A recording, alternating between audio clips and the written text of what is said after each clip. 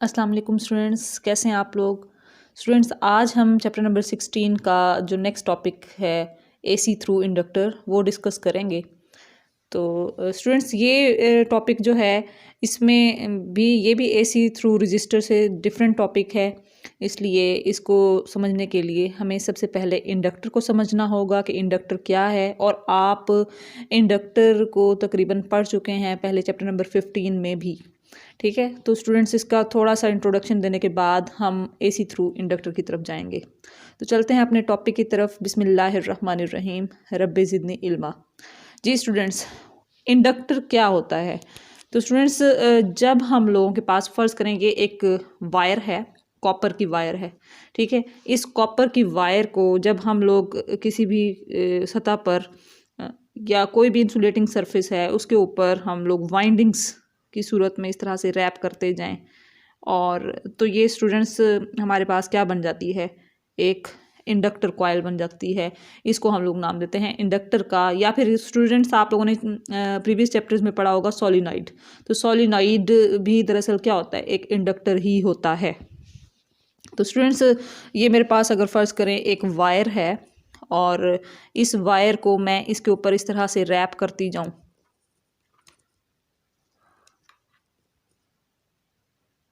तो ये इस तरह से स्टूडेंट्स क्या बन जाता है, बहुत सारी वाइंडिंग्स लगाने के बाद ये एक इंडक्टर बन जाएगा। ठीक है स्टूडेंट्स, तो ये है प्रैक्टिकल एप्लीकेशन कि हम किस तरह से इंडक्टर बना सकते हैं। स्टूडेंट्स, मैं अभी जिक्र कर रही थी कॉपर वायर का। तो ये जो इंडक्टर बना होता है ये थिक कॉपर वायर का बना हुआ होता है। अब थिक कॉपर वायर का क्या मतलब है कि उसका एरिया ऑफ क्रॉस सेक्शन ज़्यादा होता है।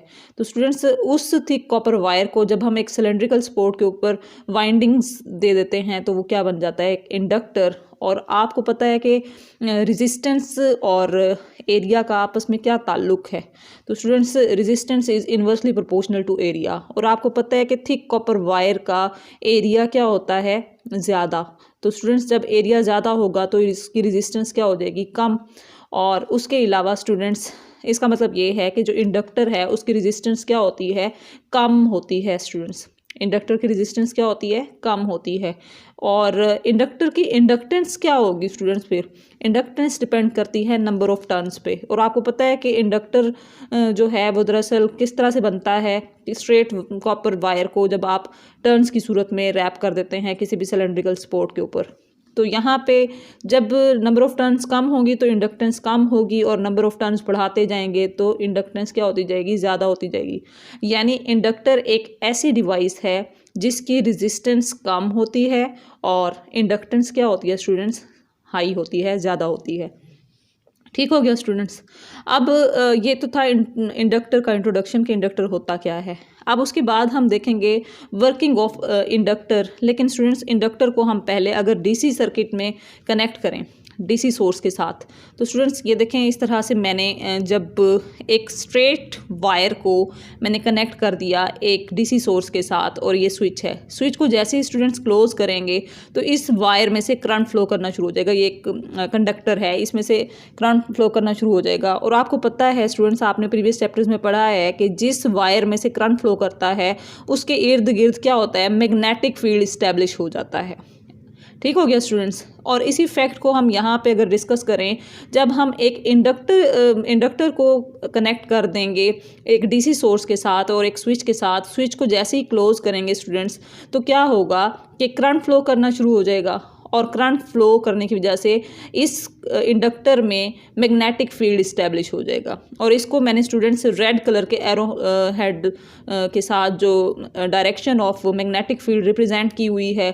और स्टूडेंट्स, आपको पता है कि डीसी सोर्स में पोलैरिटी रिवर्स नहीं होती, तो इस वजह से इसमें करंट जो है वो कांस्टेंट मैग्नीट्यूड के साथ फ्लो करेगा।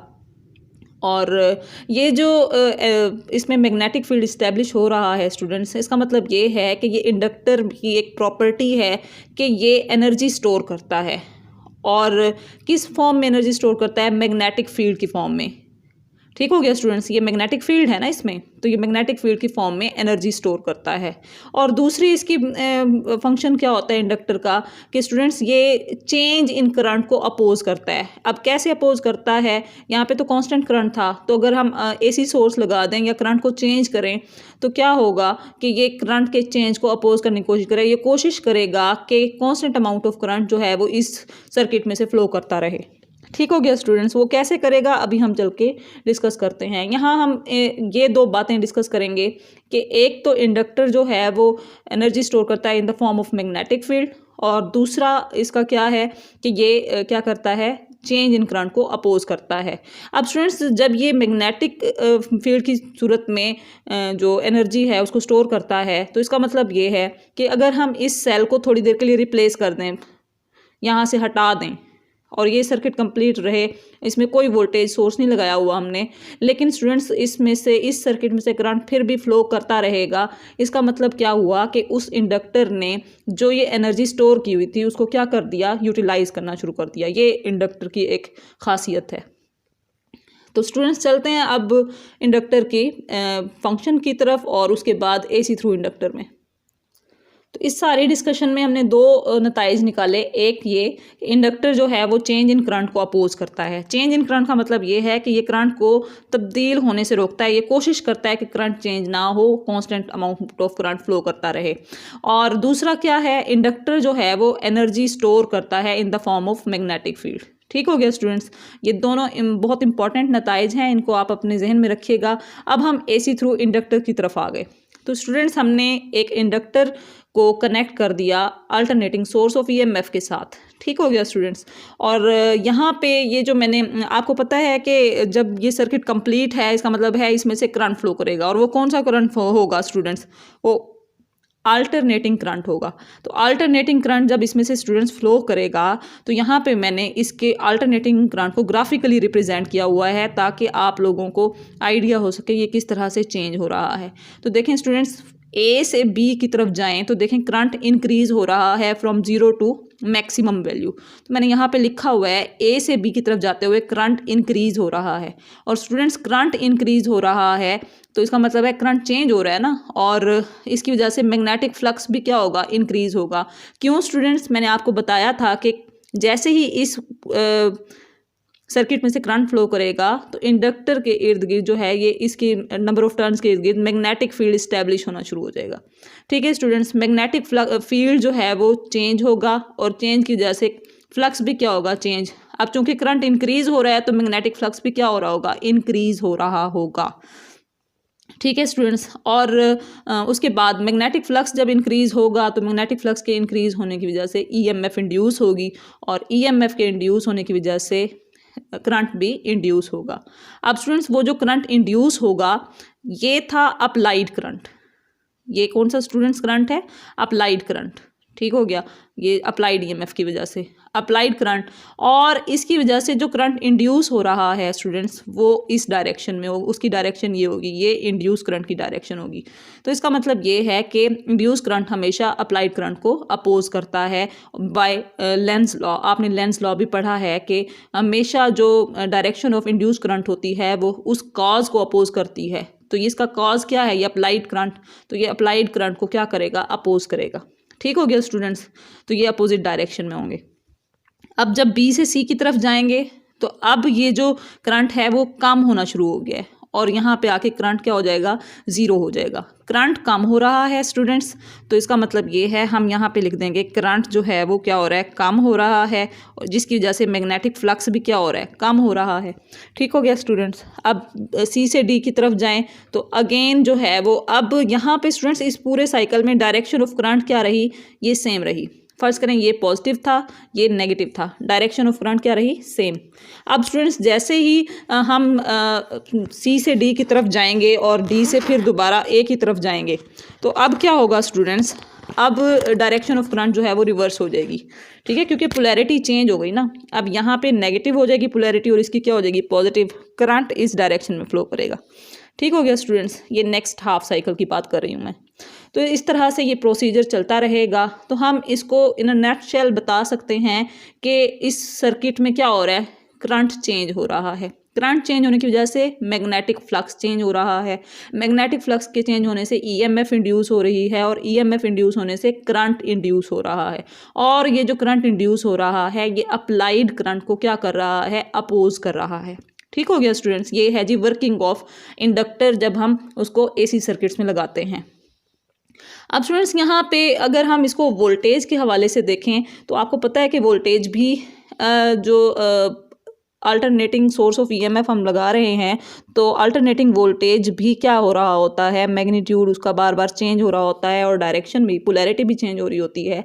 तो स्टूडेंट्स यहाँ पे देखें कि जब ये तो पॉजिटिव हाफ साइकिल है, इसमें ठीक है ये करंट चेंज हो रहा है, ये हमने अभी इसकी सारी थ्योरी पढ़ ली। उस इंस्टेंट पे जब यहाँ पे वोल्टेज ज़ीरो होगा, इस पॉइंट पे स्टूडेंट्स यूँ कंसीडर कर लें कि ये जो हमने यहाँ पे अल्टरनेटिंग सोर्स ऑफ ईएमएफ लगाया हुआ है इसको हमने हटा दिया है बिल्कुल, और इसमें जो मैग्नेटिक फील्ड की फॉर्म में जो एनर्जी स्टोर हो गई है वो स्टोर एनर्जी जो है वो यूटिलाइज होना शुरू हो जाएगी, और करंट जो है कंटिन्यूसली इस सर्किट में चलता रहेगा। हालांकि हमने सोर्स ऑफ ईएमएफ एक लम्हे के लिए यूँ समझें हटा दी, इस ज़ीरो वोल्टेज का मतलब ये है। यानी यहाँ से हमने ये फैक्ट इस्टेब्लिश किया कि जब वोल्टेज ज़ीरो हो गया तो उस वक्त करंट हमारे पास क्या होगा, मैक्सिमम होगा। ठीक हो गया स्टूडेंट्स, वो स्टोर्ड मैग्नेटिक एनर्जी की वजह से। तो यहाँ पे हमने ये फैक्ट इस्टेब्लिश किया, ये यहाँ पे मैंने इसको डायग्राम की सूरत में बना के बताया हुआ है कि जब वोल्टेज ज़ीरो होगा इसका मतलब है अल्टरनेटिंग सोर्स ऑफ ईएमएफ, यूँ समझ लें, इमेजिन कर लें कि थोड़ी देर के लिए हमने इसको हटा दिया तो ये जो इसमें स्टोर्ड एनर्जी है वो क्या करेगा, यूटिलाइज़ करेगा, और यूटिलाइज़ करके करंट जो है वो कंटिन्यूसली चलता रहेगा। जैसा कि मैंने आपको पहले बताया था कि इंडक्टर का काम क्या होता है कि चेंज इन करंट को अपोज करे। ठीक है स्टूडेंट्स, तो इसलिए वो क्या करेगा, कोशिश करेगा कि इसमें से कांस्टेंट करंट जो पहले फ्लो कर रहा था वही फ्लो करता रहे, हालांकि हमने सोर्स ऑफ ईएमएफ यहाँ से हटा दिया है उसके बावजूद। ठीक है स्टूडेंट्स, तो इसलिए यहाँ से हमने ये जो रिज़ल्ट निकाला कि वोल्टेज जब ज़ीरो हो तो करंट मैक्सिमम होता है। इसी तरह से इसका कन्वर्स अगर हम यहाँ पे सपोज कर लें तो वोल्टेज जब मैक्सिमम होगा तो फिर करंट क्या होना चाहिए, ज़ीरो। तो इसी स्टूडेंट्स फैक्ट को हम लोग क्या करेंगे, यहाँ पे मैथमेटिकली देखते हैं कि क्या वाकई ऐसा है। जी स्टूडेंट्स, अब हम मैथमेटिकल रिलेशनशिप देखेंगे वोल्टेज और करंट के दरमियान में। तो स्टूडेंट्स ये याद रखिएगा, हम जितने भी सर्किट्स डिस्कस करते हैं उन सब में हम रिलेशनशिप देखते हैं बिटवीन करंट एंड वोल्टेज।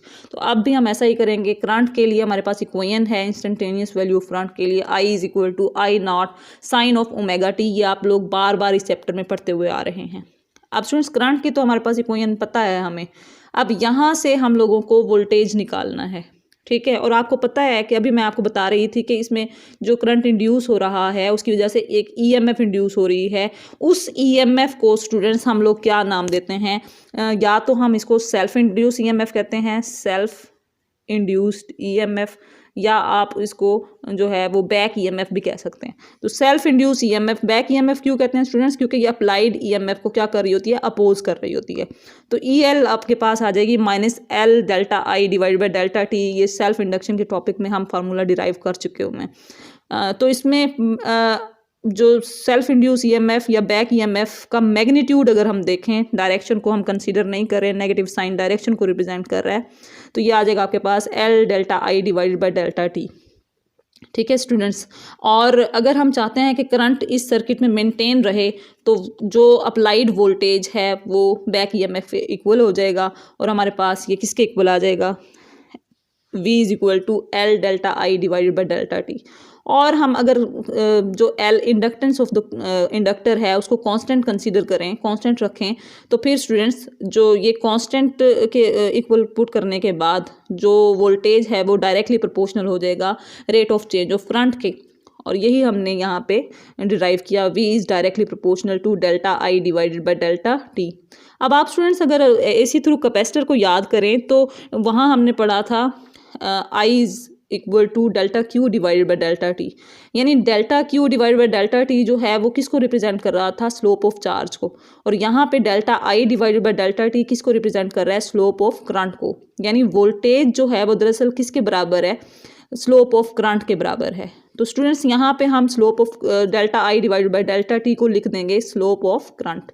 अब हम स्टूडेंट्स क्या करेंगे, जो करंट की हमारे पास ग्राफिकल रिप्रेजेंटेशन होगी उसकी हम स्लोप लेते जाएंगे तो हमें क्या मिलता जाएगा, वोल्टेज मिलता जाएगा। तो चलते हैं स्टूडेंट्स हम इसकी ग्राफिकल रिप्रेजेंटेशन की तरफ। जी स्टूडेंट्स, यहाँ पे मैंने ना इसकी ग्राफिकल रिप्रेजेंटेशन बनाई हुई है आप लोगों के सामने। तो ये देखें, ये जो ब्लू वाली कर्व है ये साइनोसॉइडल कर्व है अल्टरनेटिंग करंट के लिए। ठीक हो गया स्टूडेंट्स, और इसको मैंने OABCD से रिप्रेजेंट किया हुआ है। अब जब स्टूडेंट्स हम इसकी स्लोप कैसे निकालते हैं, स्लोप दरअसल हम कैसे निकालते हैं कि कोई भी कर्व है तो उस पर डिफरेंट पॉइंट्स ले लेते हैं और उन पॉइंट्स में हम टेंजेंट ड्रॉ कर लेते हैं। टेंजेंट ड्रॉ जब करेंगे तो स्टूडेंट्स इस पॉइंट O पे जब टेंजेंट ड्रॉ करेंगे तो इस पे जो स्लोप होगी वो मैक्सिमम होगी। ठीक है स्टूडेंट्स, इस पॉइंट पे स्लोप क्या होगी स्टूडेंट्स, मैक्सिमम। अब स्लोप कैसे ली जाती है स्टूडेंट्स, इसकी मिसाल आप यूँ ले लें कि अगर आपके घर के बाहर कोई दरवाज़ा है और उस से आपने रोड पे उतरना है तो आपके घर के गेट से यहाँ से इस तरह से अगर थोड़ी ऊंचाई पर है तो ये स्लोप होगी, आप इजीली इस पे चढ़ सकते हैं।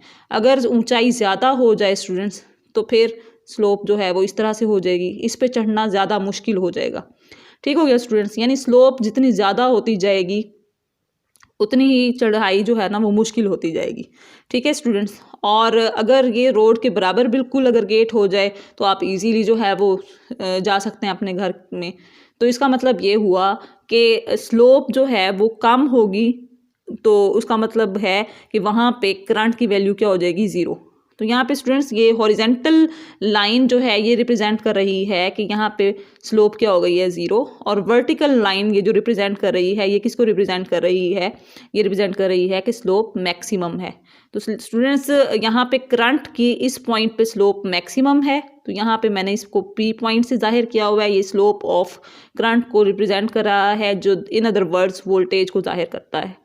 अब स्टूडेंट्स हम पॉइंट A पर आएँ तो पॉइंट A पे स्लोप जो है वो टेंजेंट ड्रॉ करें तो ये एक हॉरिजेंटल लाइन आएगा, और हॉरिजेंटल पे स्लोप क्या होती है, नहीं होती, ज़ीरो होती है। तो इसलिए इसकी स्लोप क्या हो जाएगी यहाँ पे, ज़ीरो। और इसका मतलब ये है कि वोल्टेज इस पॉइंट पे कम होते होते क्या होता जाएगा, यहाँ पे ज़ीरो।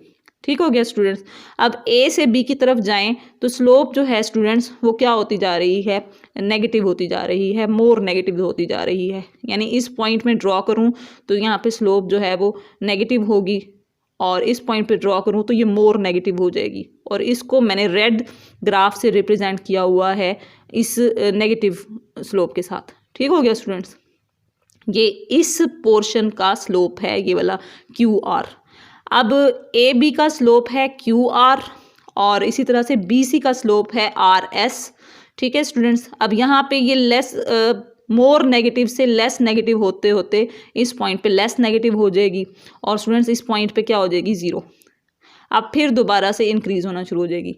तो ये स्टूडेंट्स हमारे पास slope of graphical slope of current हमने फाइंड की, जो कि दरअसल किसको रिप्रेजेंट कर रही है, वोल्टेज को।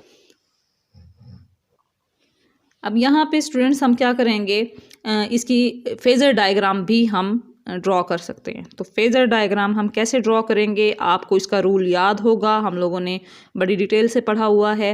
तो फेज़र डायग्राम के लिए स्टूडेंट्स हम देखेंगे कौन सी क्वांटिटी ज़ीरो से स्टार्ट होके पॉजिटिवली इंक्रीज़ हो रही है। तो बताएं जी, करंट ज़ीरो से स्टार्ट होके पॉजिटिवली इंक्रीज़ हो रहा है या वोल्टेज?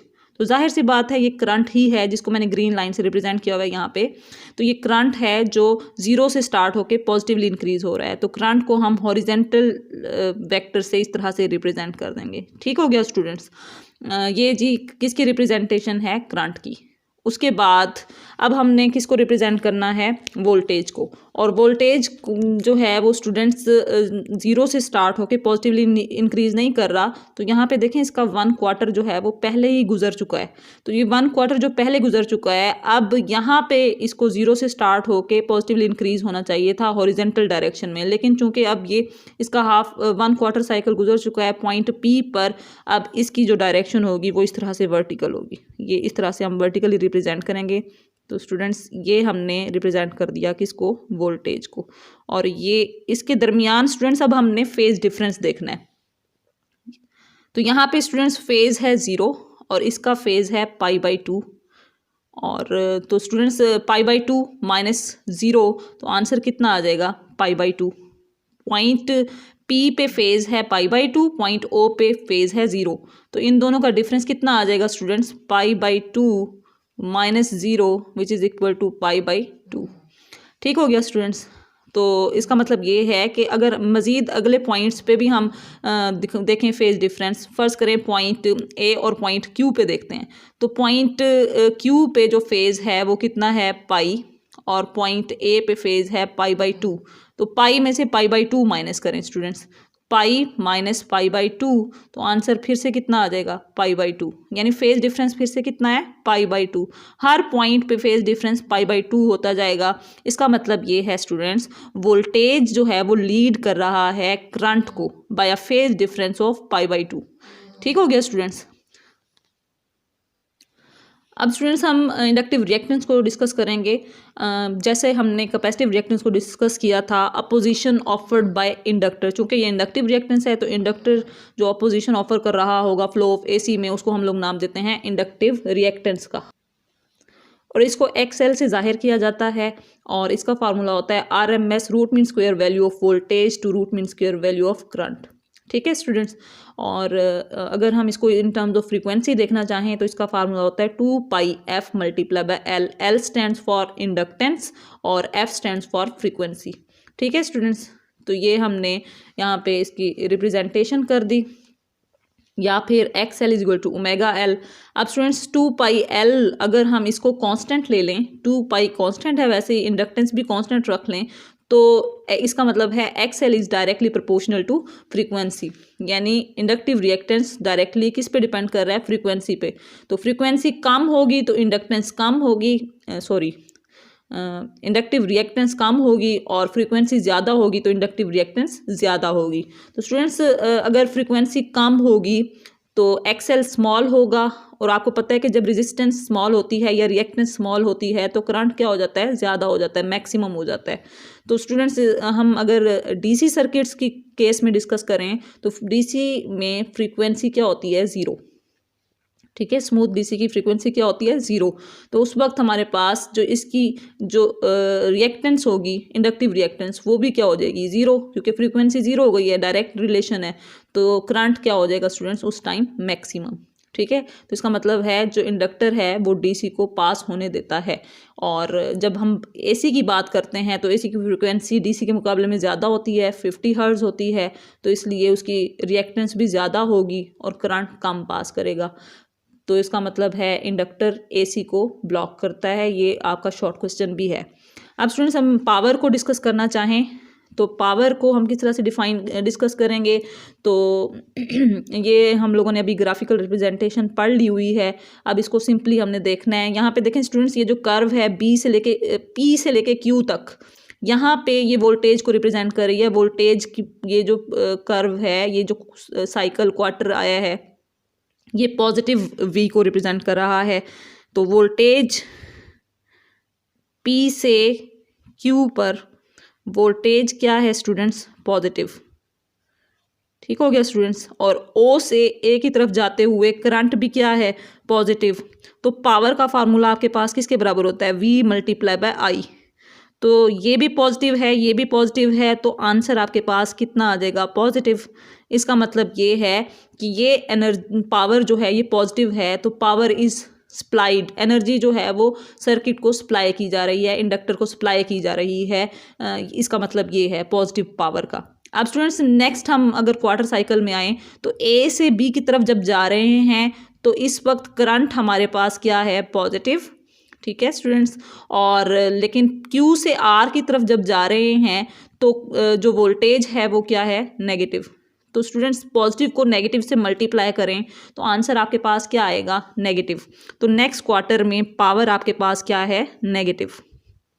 तो नेगेटिव पावर का मतलब ये है कि जितनी एनर्जी इंडक्टर ने कंज्यूम की है वो अब उतनी एनर्जी जो है वो उस सर्किट को वापस दे देगा। इसका मतलब ये है नेगेटिव पावर का। नेक्स्ट क्वार्टर साइकिल में देखें, फिर से पावर हमारे पास पॉजिटिव आएगी। आप करके देख लीजिएगा, पावर पॉजिटिव, ये देखें B से C की तरफ, यहाँ पे करंट नेगेटिव है और आर से एस की तरफ ये जो हमारे पास वोल्टेज है ये भी क्या है, नेगेटिव।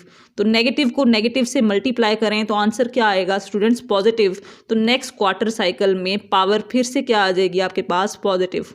तो पॉजिटिव पावर का क्या मतलब होता है students, energy is supplied to the inductor. और उसके बाद स्टूडेंट्स फिर से लास्ट वाला जो पोर्शन है ग्राफ का वो हमें बता रहा है कि पावर फिर से क्या हो जाएगी, नेगेटिव लास्ट क्वार्टर में। तो फिर से इसका मतलब ये है कि वो जो उसने एनर्जी कंज्यूम की थी वो वापस डिलीवर कर रहा है इंडक्टर सर्किट को। तो ये पावर का मतलब है, इसका मतलब ये हुआ स्टूडेंट्स प्रैक्टिकली इंडक्टर जो है वो पावर कंज्यूम नहीं करता, कोई पावर कंज्यूम नहीं करता। तो जब पावर कोई एनर्जी कंज्यूम नहीं करता तो इसका मतलब ये है कि इसको हम यूज़ करते हैं एसी कंट्रोल करने के लिए विदाउट कंजम्पशन ऑफ एनर्जी, ताकि हम एनर्जी कम से कम कंज्यूम करें और पावर जो है वो लॉस कम से कम हो, एनर्जी लॉसेस कम से कम हो। तो जब हम इसको इस पर्पज़ के लिए यूज़ करते हैं तो इसको नाम दिया जाता है चोक का। ठीक है स्टूडेंट्स, तो इंशाल्लाह वो आने वाले टॉपिक में हम चोक को और डिटेल से पढ़ेंगे। इंशाल्लाह स्टूडेंट्स नेक्स्ट लेक्चर में मुलाकात होगी नेक्स्ट टॉपिक के साथ, तब तक के लिए अल्लाह हाफिज़।